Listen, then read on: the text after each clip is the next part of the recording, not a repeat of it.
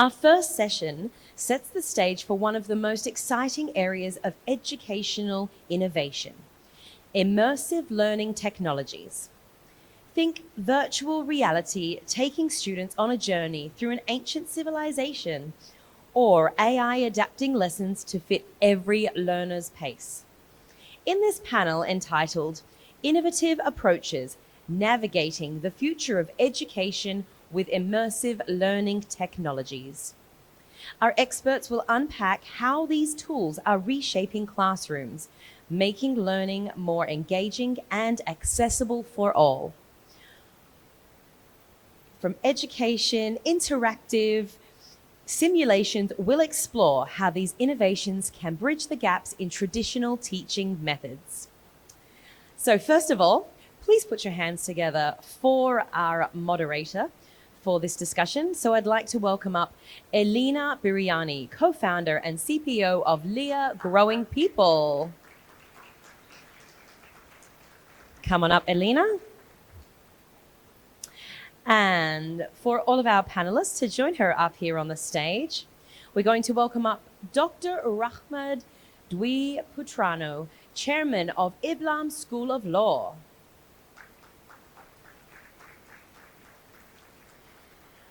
Frank Sahlin, chief visionary officer at Third Level Consulting Group. And Leonid Posadskov, he can say his name when he comes up here, CEO of Luminary Inc. Come on up and please take your microphones, and the stage is yours.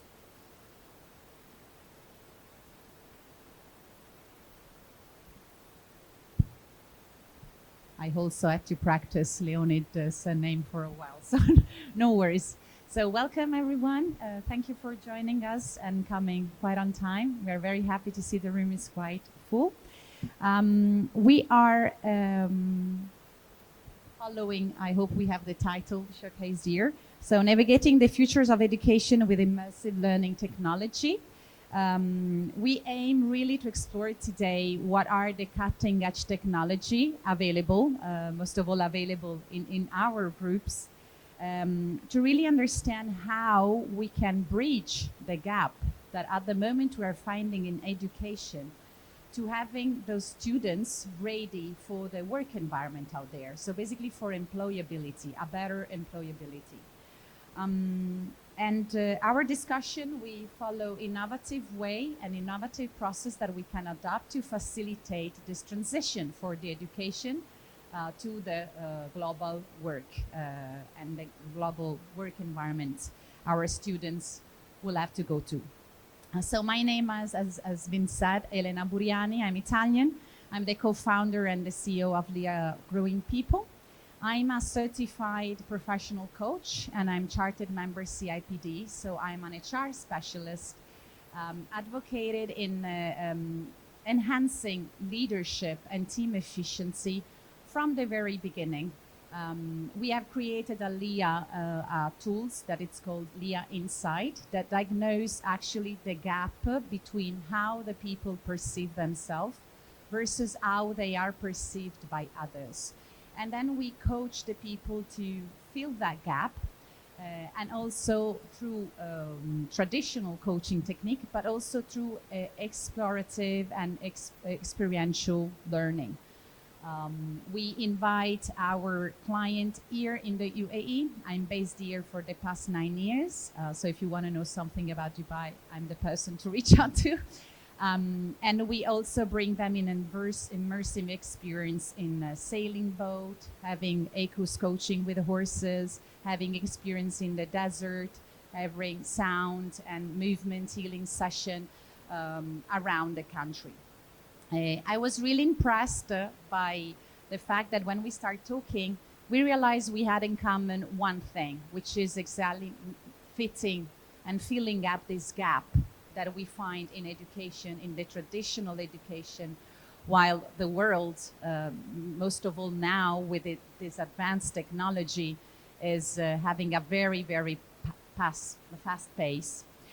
So I'm very honored to introduce today with me my fellow colleague, So I have Frank Selling. I don't know if you want to introduce a little bit yourself. You will definitely do better than me. Sure. Hi, everybody. It's wonderful to be here.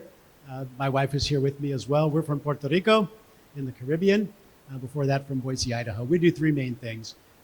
We work globally with children's activity center providers, sports, arts, education, entertainment, for-profit centers all over the globe.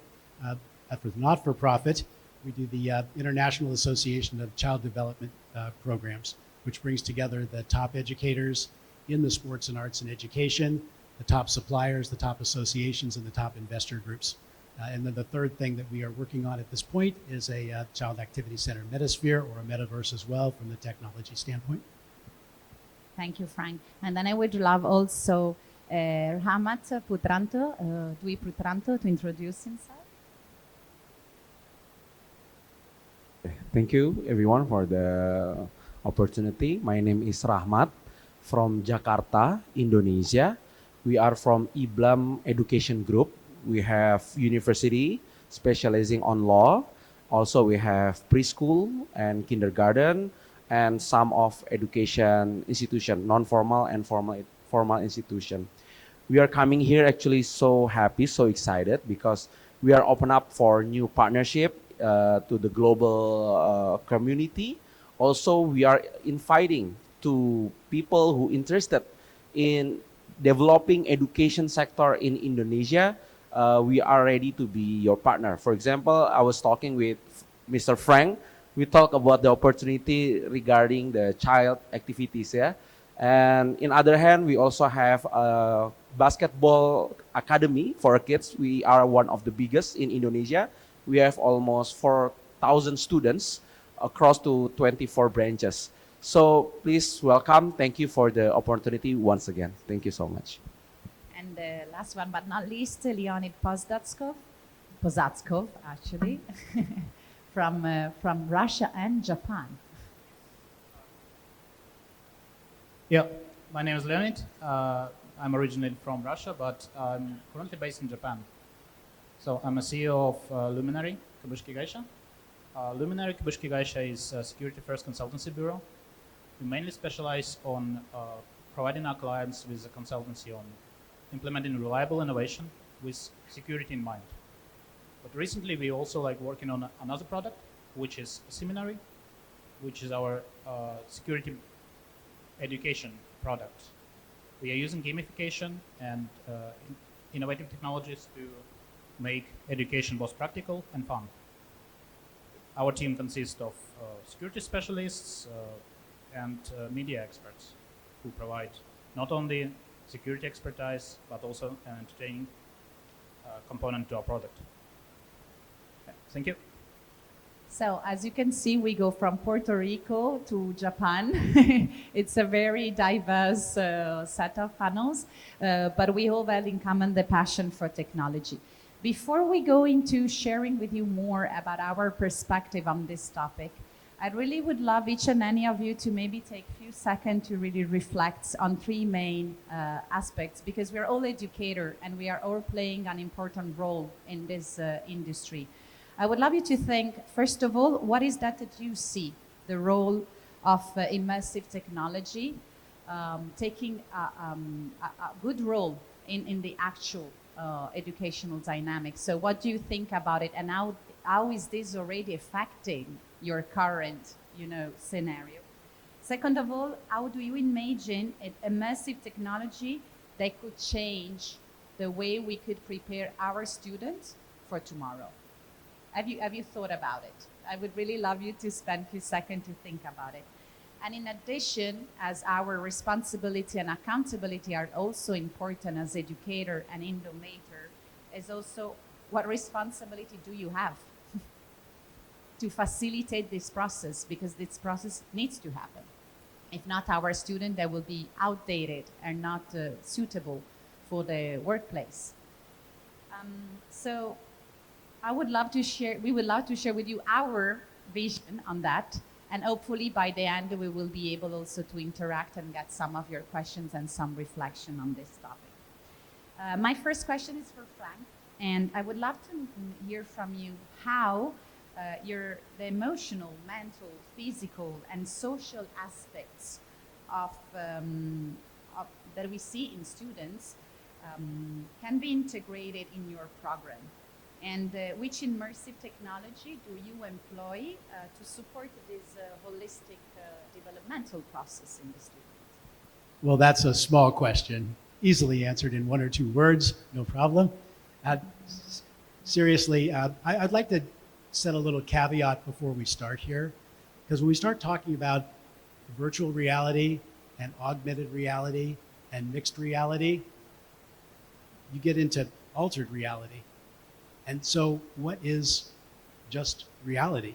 And the reason I'm mentioning this is because if we have a hard time sorting that out, what are children going through? And our whole for-profit and not-for-profit institutes are all set up to deliver the mental, physical, emotional, and social tools that these children are going to need in this world. They need them now. And so before we get into these immersive technologies and all of that, which is all fantastic, it's great, but I'd like just us to look at a cautionary tale, because a child at age 5 or 6 or 7 is not a mature adult like we are. And they have so much coming at them so fast that if we don't slow things down and give them the tools they need to truly absorb the tools and the time, we're going to be in trouble moving forward. So I just want to give that as a caveat or as a lead-in. Having said that, some of the immersive tools are fantastic. How many of you have been to or know of the Sphere in Las Vegas? They're going to build one in here in Dubai as well. You're aware of what I'm talking about? The entire room is a 360-degree immersive tool. The floors, the walls, the ceilings, the music, the sound, the vibrations, everything.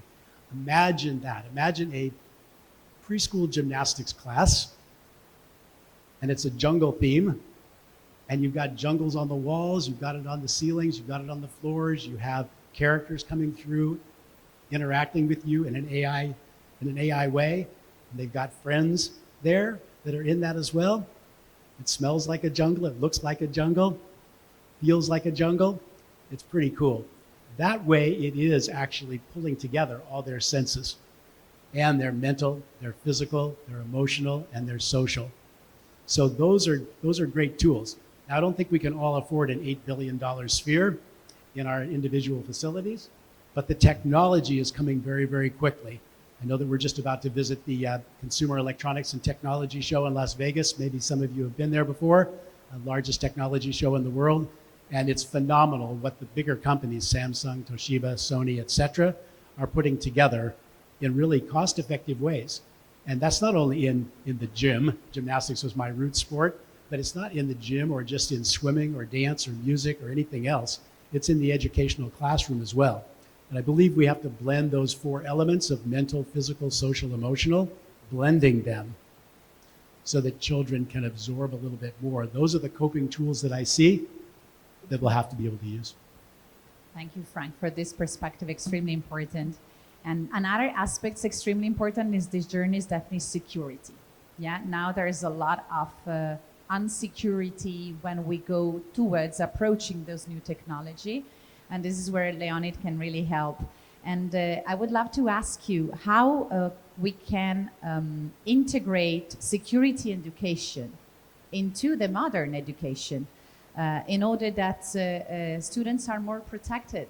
And which role does gamification play in this process of also protecting our students in this learning environment? Yeah, thank you, Elena. Basically, cybersecurity is very important. I can't overstate that. So today, in the modern world, there's a lot of exposure to modern technologies. We have very great innovation in AI, in immersive technologies. But with that, there also come caveats of like unsafe usage of your AI. Your data privacy can be at stake. The information you use to communicate with AI systems. So we also have to maintain balance between innovation and security. The system should be reliable. I think there's a big gap is that in traditional education, we rarely focus on building skills in cybersecurity, special practical ones. Yes, of course, we also have always have uh, theoretical knowledge. You probably at work every month, you're probably going to feel like some sort of like compliance report or security test. But what is this security test? It's just like a PDF or like a document. Just say you follow the basic rules. It's not interactive. It's not innovative. It's pretty boring. You feel it's like a chore. So that's why what we are doing with seminary and what should be done with education in the future is that introduction of more gamified experiences, interactive experiences, media experiences. We don't only need to focus on the theoretical skills, but we need practical skills. We need to develop simulators that emerge people in the universe, in the environment. We need to make sure they feel like emotional connection to this world. And through the emotional connection and through practical skills training, they can memorize the skills better, a lot better than this traditional education. So that should be a big focus. We should make gamified simulators, we should make media simulators, which should involve not only security experts, but also the media experts, the producers, the game designers, and together build a product that's going to be both practical and fun. Well, thank you, Leonid. And I haven't thought about it. I haven't thought about the aspect that leadership is not taught in school, and it's one of the most important skills that students might have. Security is a very important subject all students should get, and is not taught in school too much. And on the other side is also law and other aspects that Bahat is bringing that is not taught as much in school. But it's still so important, because as soon as you go out, you will find contract everywhere. You will find disclosure notes everywhere, legal closure everywhere. But those three subjects are not taught in school properly. So that's why we want to introduce the importance of, first of all, teaching them, and second of all, maybe also leveraging on technologies to teach and let them seem more engaging as subjects. So with Ramad, how can you blend then law and technology to create a more innovative and impactful learning experience for your students? Thank you so much, Elena. Maybe we can give applause for the moderator today. Give applause, please. Because she really able to blend the topics for this morning's talk. Thank you so much. And I know maybe some of you are thinking why there is a lawyer speaking in the education conference, right? Yeah, I'm a lawyer that crossing to the education world now, because we also have elementary and preschool, and that's why our law school has injected law awareness, legal awareness to our students since nursery level, since the kindergarten level. Even I teach a law to my own kids. I have 3 kids now. I teach them law. We have a contractual basis to do whatever we want. Like, for example, if you want to buy toy, you have to fulfill your obligation, this and that. And that is a law. Even there is a saying that in this world, only 2 things is certain. One is death, and the second one is taxes. There are 2 things only certain in this world. And tax is part of the law itself. And how we can innovate how we learn the law for our student is very important. That's why we encourage our student to use artificial intelligence, to use augmented reality, to use the mixed reality technology. For what? So they can understand the situation in a real life situation better, rather than they only listen to a lecture in a one-way discussion. So what we're gonna do, we develop an AI solution, we develop the augmented reality solution for them to feel the atmosphere of how the courtroom gives you a pressure in the courtroom, or how you be a future lawyer. Because we believe to create a future lawyer, you cannot teach them an old school lawyer. So you have to find a new methods in teaching them law, of course, in a most fun way. Now our students mostly are Gen Z, and a Gen Z are demanding a new way of learning methods.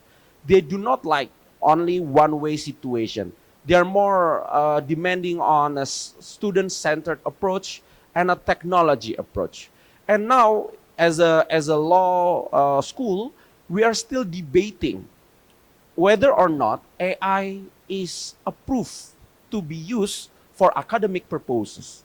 And as my understanding, and we have discussed within the law professor in Indonesia, and also we joined the International Association of Law School. We've been conducted a conference back in the San Francisco. We decided that AI shall be teach in the law school officially, and we encourage them to use an AI for academic purposes. But how we manage the critical thinking then? If the students are using AI, AI will do 80% or 90% of our lawyer's job.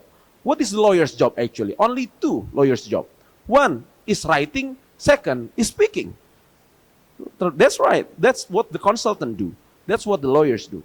We give advice by speaking, and we give advice through the writing, through the legal memo. How if we are lazy enough to write our legal memo? Then we ask the ChatGPT LLM PhD. Then we can ask the Gemini.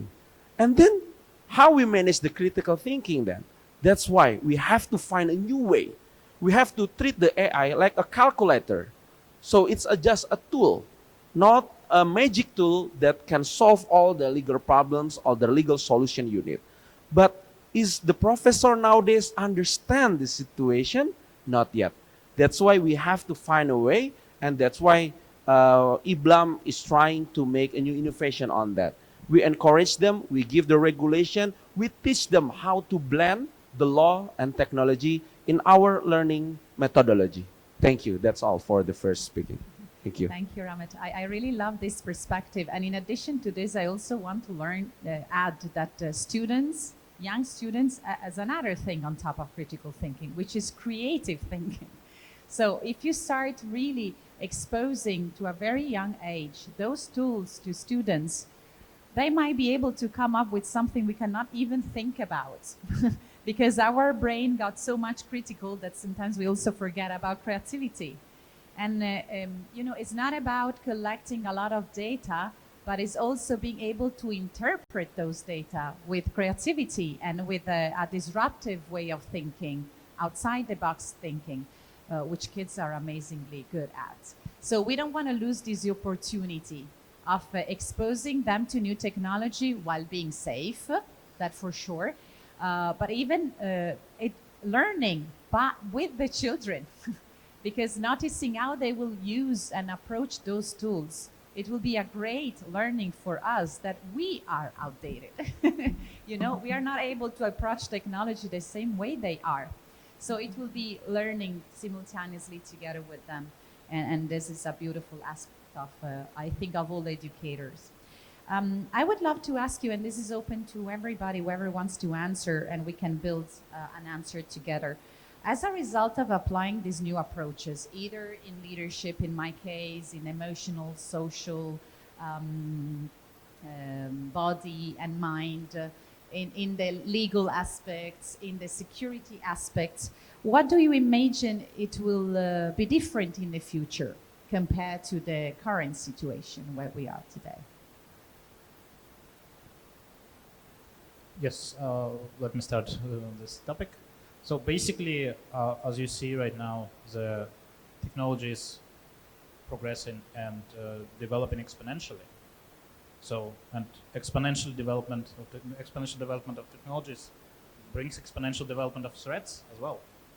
So, I think in the future of education, we definitely have to make a bigger focus on security and basically building up our education program so it covers all the aspects and complies with all the requirements. We're definitely going to focus more on data privacy, especially it's going to be a lot of topics on compliance, where the law comes in a lot. And yeah, and in all of this, we still have to keep in mind that these products, these services, these programs has to be cost appropriate. Have to keep in mind the price. Have to keep in mind that we develop an innovative approach while still accessible to both B2C sector and B2B sector. Yeah, I think that's one of the main aspects if we're talking like more ground up things. So from what you are saying, are hearing, we envision a future that will be more safe and more cost effective in relationship to technology somehow. Yes, but we have to put an effort to make it. To this make way. it happen. Yeah. And stress, it's really a big, I mostly work with leaders and executive. But I also have been working for 22 years with small kids. And I bring in this perspective that I always see the 2 or 3 years old inside of them, that it's still scared, that it still feel uncertain. And stress, it's an overall problem right now into leaders. But I'm also noticing that they are bringing experience as parents of having kids that are already very stressful. And kids are not equipped with those leadership tools in order to manage stress and with holistic tools in order to manage stress properly. So I'm asking the same questions to you. How do you envision the future if we start adopting now a more holistic approach, leveraging on technology? The future of those students, how will be this different of those leaders? How will this be different from the leader of today?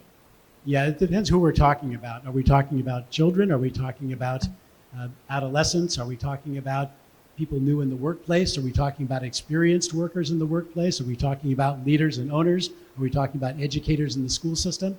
And the truth is, we're talking about all of us, because everybody is lifelong learning, right? That's one of the hallmarks today. That's part of the fun part of being alive and learning. But I think if we put this into a concept, and I know that the last panel tomorrow on student-led learning, we'll get into this pretty deeply, I think. But just as an example, AI can do some wonderful things if the information is very specific, if the sources are verified, if it's secure, etc. And I'm picturing something like, this is why we're trying to build this with a whole metasphere for the Child Activity Center industry, is that the AI interfaces with the person. Let's just say it's a person entering the workforce, and they're entering education or sports or arts. And the AI can ask them, what is it you'd like to do? I'd like to be a gymnastics coach, and I'd like to specialize in special abilities gymnastics. And I'd like to eventually manage my own facility. The AI should be able to direct them toward gymnastics instructor courses, special abilities courses, business management courses, and be able to interface with them on an individual level all the way through their career, so that their whole journey is self-directed as well. And I think being able to prepare children at a young age, when some of you are involved with that as well at the elementary and preschool ages, so that they're able to take on and have the confidence to take on that journey. And the only way they're going to do that is by giving them the mental, physical, emotional, and social, all those different tools. That's the only way. Yeah, I really like what you're saying it's good to know what we want to do, but it's not always that easy, and we face it also ourselves in a learning path to overcome all the setbacks and to always have the stamina and the willingness to continue. That's where resilience becomes a very important topic to boost in all our kids. Yeah, do you want to add something on this question? Go for it. I was ready to ask another question. Okay, please, okay. Go ahead. Maybe in a short answer, what will be different for the students of the future if we integrate with the technology for our student? I believe that first we can increase or we can open the access to justice. We in Indonesia, only under 10% of Indonesian people who can access to the university level. And under 3% of them that can access to the PhD level. What it means? We have the population almost 300 million. And only less than 10% is very educated enough to understand how the world works. So we believe only with the technology, we can increase the access, the easiest way for the people of Indonesia to gain knowledge, either through the formal way or the non-formal way. Now in Indonesia, we only have one state open university, and the student is almost 1 million people. The student is almost 1 million people. The open university is owned by the government. Is the private can open it up? Yes, of course. But you have to get through some licensing stuff lah. And what we want to do, we want to create a new access so the Indonesian people can gain the knowledge without hassle. But how the internet works in Indonesia now is getting better. Now is getting better. But some of the rural area now is been settled with the Starlink, or I guess Starlink from the Elon Musk that doesn't need the underneath cable. I don't know what it's called. So it's easier for us now to get the internet. And through that internet, we can stream the knowledge across Indonesia. So that's why we believe only with the technology, we can increase the quality of life of our people, especially in my country. Thank you. Thank you for sharing your experience from an Indonesian perspective. But I think also accessibility is Not a only big in topic, Indonesia, yes. and it's not only in Indonesia. We also have, for example, the huge topic of neurodivergent children or children with disability, how they do access to technology and how technology can help them, for example. So this is my question. How can immersive technology help make education more accessible and equal for everyone? Doesn't matter with the neurotype they are. What do you think about that? I can start again. Yep. Basically, once again, I'm mainly specialized in security, but I think the main problem is people still treat security as something like a set of rules, but to be frank, it's like a base for everything, for every technology. And we need to make sure that people are not only aware of the dangers of the world, but are actually actively understanding how to use their skills and training those skills. So I think, like, especially in Japan, where like from and where the Luminary is based, the big problem is like Japanese universities, Japanese schools are mainly focusing on theoretical knowledge. And there is a good theoretical base, but there is like little practical experience. And the students that come out of the universities and join the workforce, they have to spend up to 2 years in OJT, on-job training sometimes. Basically, employer gets a student that's unable to do his main job for 2 years, and the student is not progressing, not improving in any way during these 2 years. They learn basic skills. So what we have to do and what we need to do is that we need to make sure that we implement brief, practical, and concise programs that also like entertaining and memorable. So all of the students, no matter the background, technical background, non-technical background, administrative, even like any line of work, any path, they should all have basic understanding, and they should practice the skills that can be used not only at work but in real life. And this access should be for everyone. I think the accessibility is really a critical topic for us. I think the two solutions, perhaps. One is that more not-for-profit institutes that are able to raise funds to make it available, not only internet available, but all of the AI tools available as well. That can come through the for-profit sector, or it can come through the not-for-profit sector. In terms of children with learning disabilities, et cetera, we all know that autism, ADD, ADHD, et cetera, is on the rise and moving very, very quickly.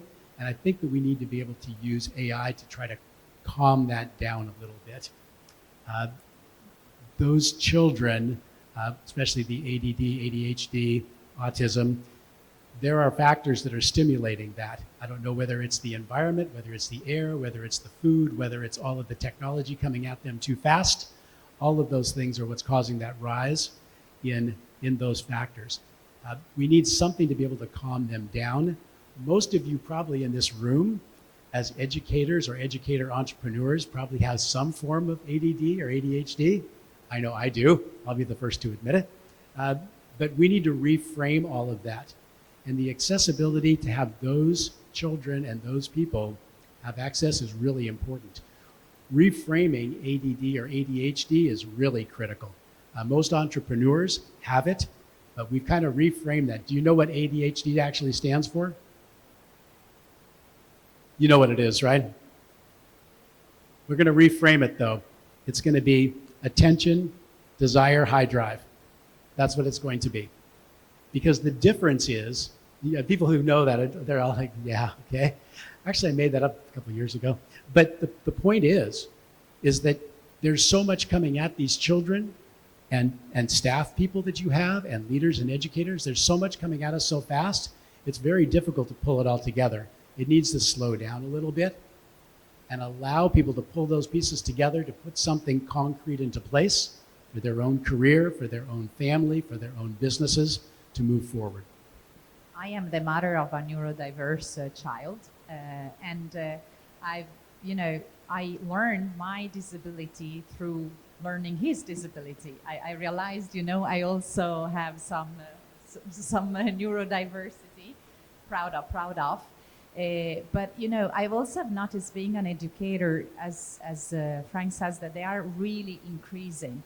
And my question is, that I ask myself, isn't it maybe because now the input are so many and the culture is so fast-paced that you need to be neurodiverse in order to keep up with this huge amount of input that you constantly receive?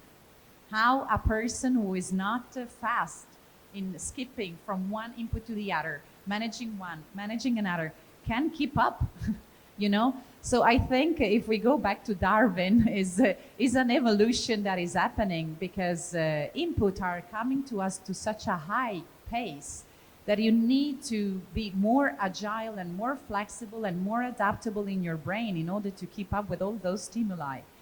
And when it comes to access, I would love to add that.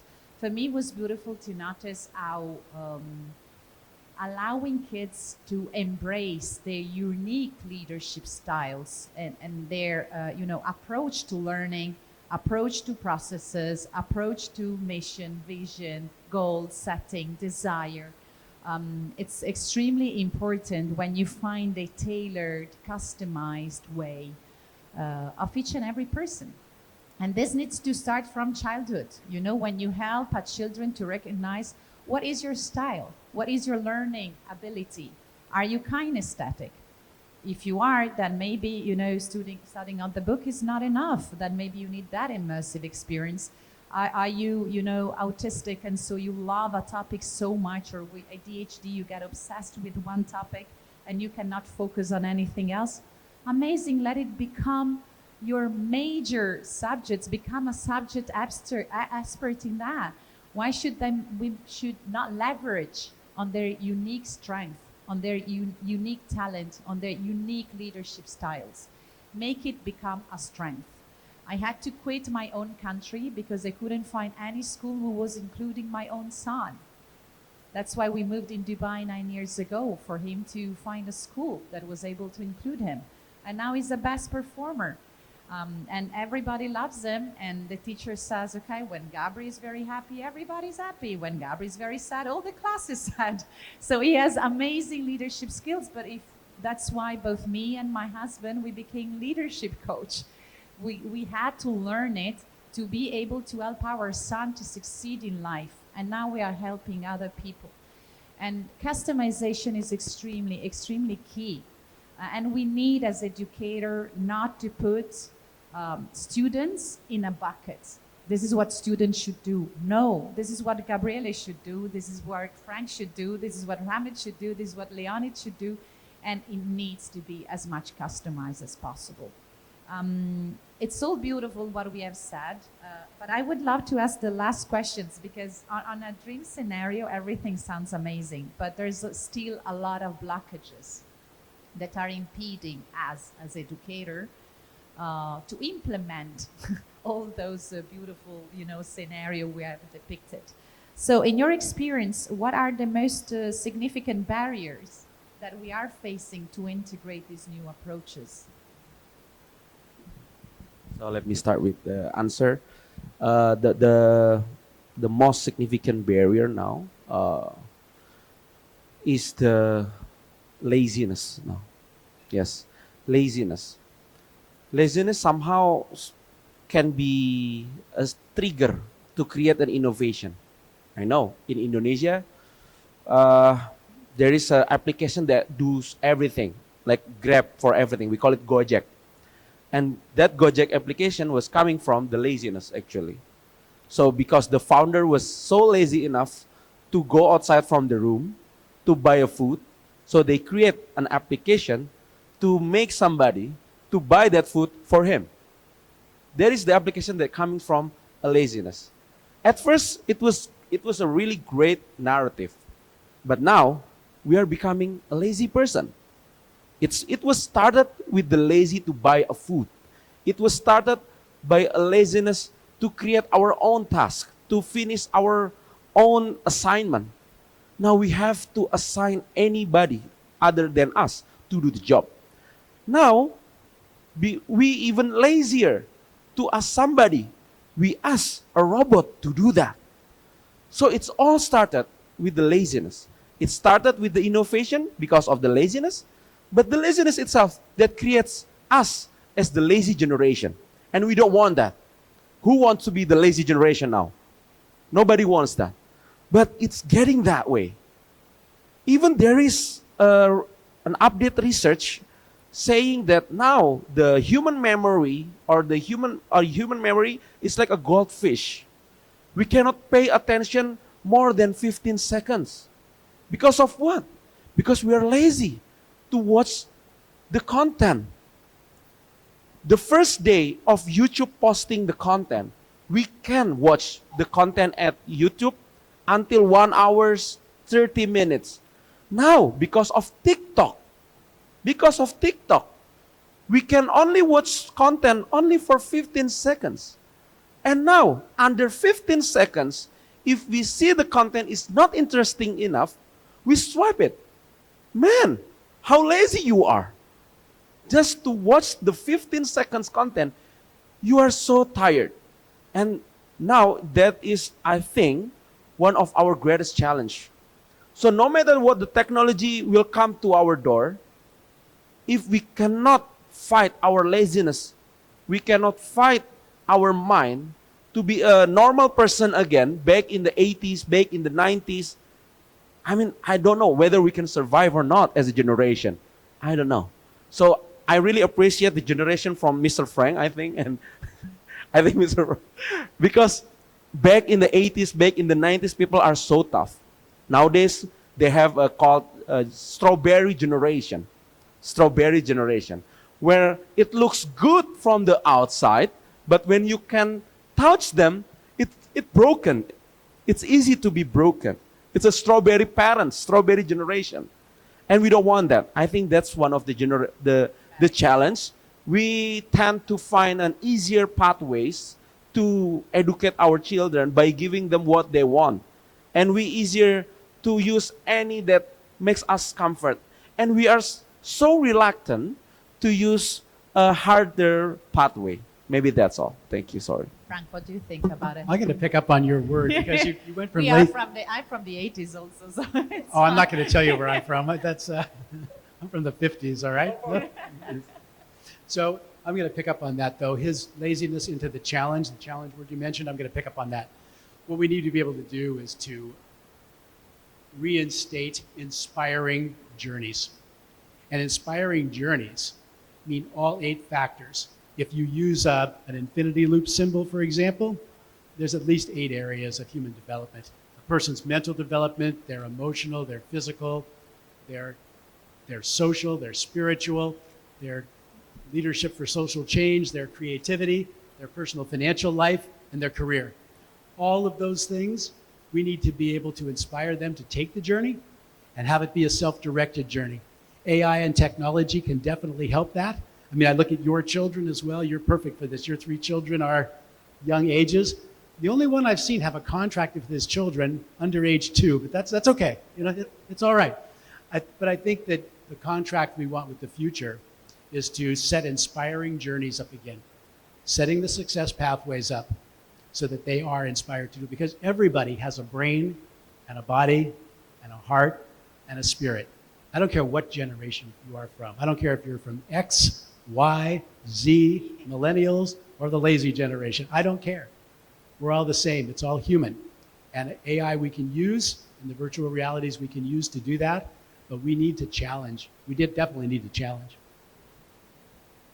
Yeah, I would also like to add a little bit on this. I think like very important as well is what I call is sort of like insecurities, like which we're talking about security when like the security incident happened. First reaction is defense. You try to hide it. You try to like cover the knowledge, like cover the consequences, which is good. Of course, you have to like take care of the consequences, but you don't have to hide it. It's already happened. The damage is already done. Make an example out of it. It's a mistake. Learn from this mistake. It's very important for companies, like when focusing on security, to make sure that any experience is a valuable experience. You take a lesson from it. And when we're talking about education, and I'm originally from a consulting background, consulting is sort of also an education in its way, because what we do is we actually teach our clients how to use something. We give them advice. We give them the best way to build a strategy for the company. And it's the same way if we're talking about interactive education, we also may need to make sure to teach the clients, the business, that it will also benefit them as well. Building skills, building these programs. For example, in Japan, you don't have to spend 2 years training a person. When you have like a brief and concise practical simulators that can train him in like 2 weeks, you get a valuable member of your team already in like this short term. And it's also like important to make sure that gamification is not viewed as childish. It's not viewed as like it's just for fun, because it's an approach we see in Emirates, in Qatar. There's a lot of people in the government, younger people, who actually embrace the culture, the media, the production values of the entertainment. And they try to build on this experience. And that's what we need to do in the training as well. We don't need to think it's childish. We need to think it's like a way to convey the emotional meaning behind the skills, to enhance the memorability of the skills, the practice. I think that's very important too. Also. Thank you. So I would love to summarize. I think that time is one of, the thing that is playing a big role here. The time we need to invest in this process of learning, in continuous learning, and definitely immersive experience can drastically reduce the time we do invest in that and make it more profitable as possible. So the best way of invest our time. And also, to go through our insecurity and go through our laziness, and just having the willingness of, becoming more agile in learning. Learning agility now is a huge, huge topic. We need to learn fast. Why not using the best tools available out there to make this learning experience the most efficient as possible? We have a few minutes left, and we would love to ask you if you have any questions or any reflection you would love to share. There is a microphone there you can use. Yeah. Each and any of you can cue. Thank you.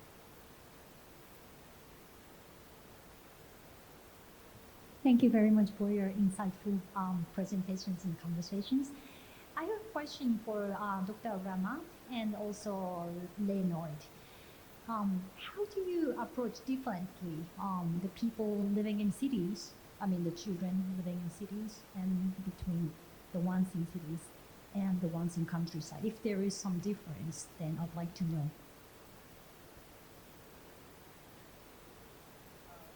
Yeah, maybe we'll remember. Will you remember? Because I have a goldfish memory, so. I'll actually remember as well. Like, yeah, let's collect the question and the answer. But, yeah, I'll keep it in mind. Okay, we collect the questions. What's your questions then?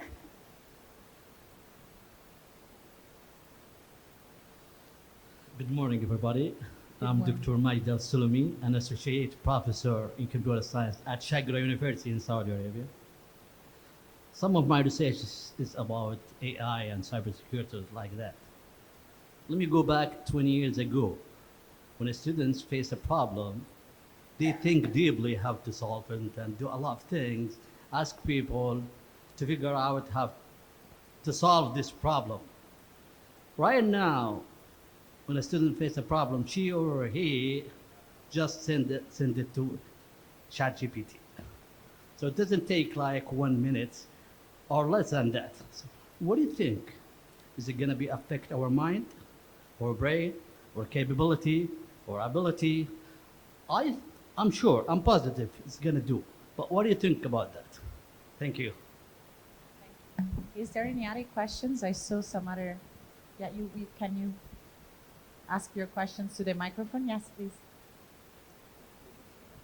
3 maximum. Our mind can hold the 3 maximum. Yeah, this is the last questions we are taking, and you are free to approach us even later during the break at any time, of course. Thank you so much. I'm Gabriel Vargas from Get Abstract from Switzerland.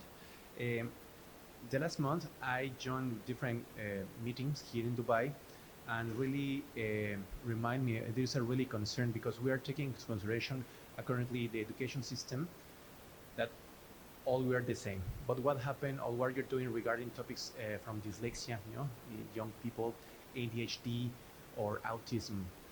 You mentioned regarding we need to promote the immersive education, but what about of those I cannot say industries because it's particularly the education with them, but what we are doing or what we are going to do regarding of those topics, because the 60% of population we are suffering, we could suffering about dyslexia, ADHD or autism. The learning process is totally different. What we are doing about that? Thank you. Maybe I can take these questions first. So I've been noticing from my personal experience that certain neurodiverse children, they learn faster and easier through immersive tools rather than on book. Most of all, if you have dyslexia, dysgraphia, dyscalculia, without the support of a tool, you won't be able to learn, actually. Or it will take triple time, and you will feel that even the gap between you and your classmate is even broader. So I actually realized, and this is going back to your questions, during COVID that my son was alone homeschooling. He was learning much more than in classroom setting. Yeah, because he had free access to the type of resources he wanted to access to. And it was quite critical in approaching those tools autonomously. But what was he lacking was the social interaction. Yeah, so it was so much immersed into the technology that it was almost lazy in going and check out, asking friends, how would you do that? Why don't we do the homework together? Because for him it was so much easier to go with the tool. It was really his way of learning. It was embracing what he was needed back then. So as educator, and I'm calling myself, even if I was a mom, an educator back then, I needed to boost the triple time the social interaction for him and make him become more proactive in making those social interaction happening. If not, he would have turned into an isolated child. And this is the reason why I'm sending my son to school, not for learning. My son doesn't need a teacher to learn. I'm sending my son to school just to have social interaction. Yeah? He's very good in learning what he wants to learn. He wants to become a doctor. He's educating himself on YouTube. Nobody's teaching how to do a surgery in year 10, right?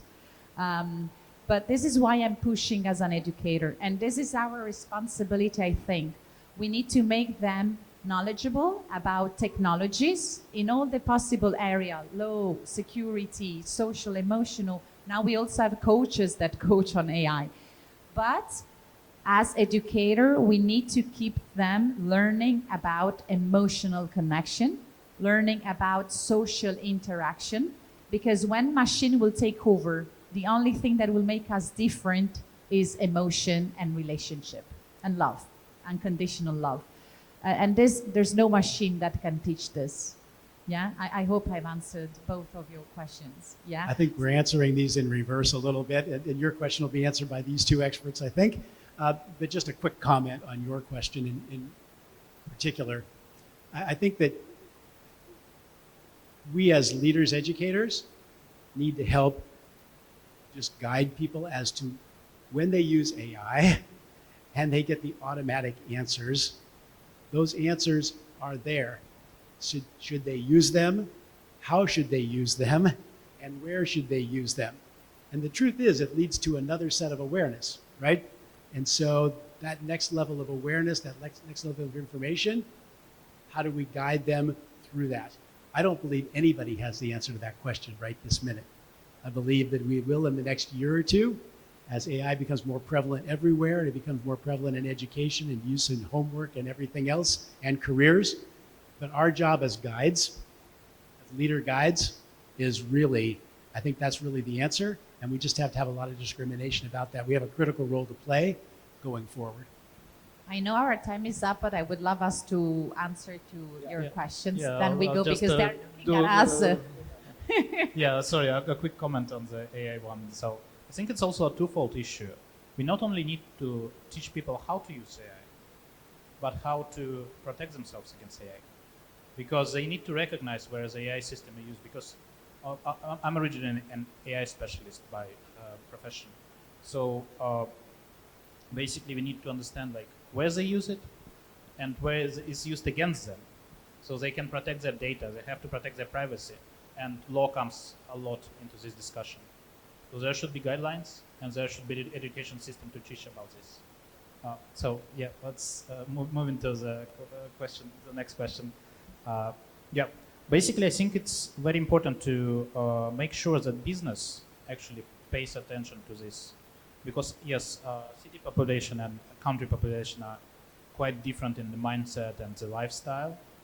But actually in Japan, it's a very interesting thing is that in Japan we have the system that, for example, provides part of the taxes to local producers outside of Tokyo.